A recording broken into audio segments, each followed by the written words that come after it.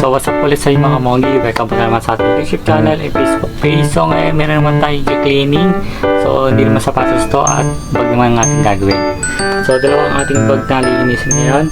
Ating Tory Burch, yan, na red, parang ano yata siya, parang chili red. So ayan, at saka Prada. Ayan, limaan to. So una natin i-cleaning to, Tory Burch natin. Lukot-lukot nga siya. Ayan. Tapos medyo marumi na rin. Kung makikita nyo kasi medyo maliwanag kasi sa akong ilaw eh. Kala nyo malinis pero madumi siya. Tapos dito okay siya. Ayan, okay. So linisin natin yan. Tapos ang kanyang bakal ay okay na okay. So tingnan natin kung may mga sira ba siya kasi para at alam natin meron tayo black and white. So ito medyo ay wala na to, medyo ano siya, ayun, kita nyo, ayan yung kulay nya nawawala na yung kanyang gold. So ayun lang naman. Next naman natin ito, cleaning lang naman natin ito, saka ito, ayan kita nyo medyo nangingitin ng konti. Ayan. So, dito naman tayo sa ating Prada. Ito, naka-plastic siya. So, ayan ang kulay niya. So, ang kulay nito para may pagka-dark beige. Yun. Sumuto ko yung kulay eh. Ayan. Dark beige siya. So, yung Prada. So, tingnan natin. Maliit lang naman siya. Paano nito siya? Pwede bang gato siya? Wala, hindi siya pwede. Ang hawak na tayo sa handle. Pagbukas natin, okay naman siya. Yung gilid lang niya medyo nangingitim. Ayan. Pag mga ganito kasi may pangkulay tayo dyan. Kaso yung beige ko, ewan ko lang eh. Ang kailangan din sa kulay na to, yung beige na ginagamit dito ay Angelus. Wala tayo ng ganun. So linisin lang natin to. Tapos ang kanyang loob ay ito, nagaganto pala siya, sorry. Ayan, nagaganito siya. Ayan, siya, side itong babae siya. Tapos ayan, i-clip siya, ayan, kinakabit. Ayan. Tapos pagdating sa loob ay nako, ito siya. Kahit sumasa niya pag ganito, pwede yung picturean at pwede nyo rin siya i-video. So ayan habang di pa natin nalilinis. So ayan, kita nyo, okay no, diba? Medyo ano na siya pasak-pasak na siya. So at least meron tayong papakita sa kanya. So ayan, iisin natin to. Pili ko pag nilis ko yung loob nito, medyo matatanggal din to. Siguro medyo mawawala ng kote dahil nga pag natubigan yan or malis natin, talagang matatanggal talaga. So ito rin, kabila siya. Ayun diba? Medyo spark na talaga. So linisin natin to para mas maganda na. At dito sa gold nya, gilid nya, ganun pa rin. Ganun din, medyo maitim gilid nya. So tara, linisin natin sa baba to at mabigyan natin ito kay Mahal. So let's go.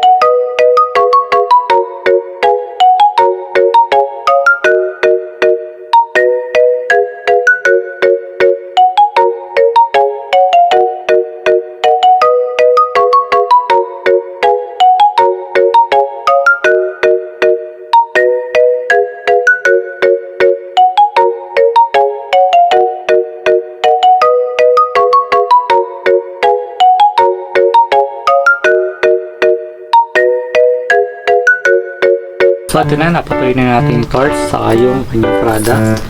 So yung Prada niya kasi ito nag-react yung ano ito eh, yung kulay at nawala na yung logo niya, sira na at na-expire na talaga. Yung nilinis natin to, sponge lang ginamit natin ha. Tapos yung kabila naman ganun din. So nalinis nga talaga siya, walang natira. Sponge lang yung ginawa ko dyan, di tayo nag-brush kasi nga maselan to eh. Nag-react yung kulay nito eh, yung leather niya nagba-black. Kala mo ano, nag-dirty siya, diba? So yun, bumalik na siya sa dati. Ayan. Yung sa gilid niya, naskus ko yung kulay green, kaso ano lang, bilang. So ayan. Okay na. Okay na siya. Bango. So doon lang talaga sa loob niya, tanggal na talaga yung kanyang logo. Kahit ingatan natin, ganun talaga. Nagano siya, nabugbog yung kanyang leather. So ano yun eh, sa init, saka na-expert na talaga siya. So ayan, talaga yan. Kanyang Prada. Yung torch naman, ginawa ko dito, nag-brush tayo dito kasi makapal naman. Iba kasi ang net eh. Oh, iba. Iba. So ito, kahit brasan nyo ng babad, okay lang dahil nga hindi siya nag-irak yung kanyang leather. So okay na siya. Malinis na. Oh, malinis na. Naskus ko yung loob. So yan, wala naman. Okay na. Saglit lang, maaga itong linis. Kasi mga ganitong Prada, ganito yung texture niya, ingat-ingat lang kayo. Kasi makaya mapunit pa eh. Dahil nga dito nga sa loob. Diba? Nawala na eh. Paano na pag di mapunit ka agad, diba? Sayang. Diba? So, may hari nito yung principal kasi Mahan, Andrea Soto. So, ayan. Okay na tong kanyang torch sa Prada. So, ganun lang tayo maglinis. Pag medyo alanganin, sponge nyo lang or toothbrush na manipis or malambot, yun lang. Gamitin nyo lang. Tapos di ako gumamit doon ng panghalo ng kalamansi, baka mag-react natin. Yun lang. Okay na to. So, good luck sa atin at sana na naging okay sa inyo itong ating cleaning. Basta iwas lang kapag medyo alanganin tayo sa paglinis ng bag or gagawa kayo ng bag. Kasi mga ganitong texture, diba? Pag-aralan nyo muna. Okay, sa gilid-gilid. Mga ganyan, gilid lang yan. So, kaya to. So, yan.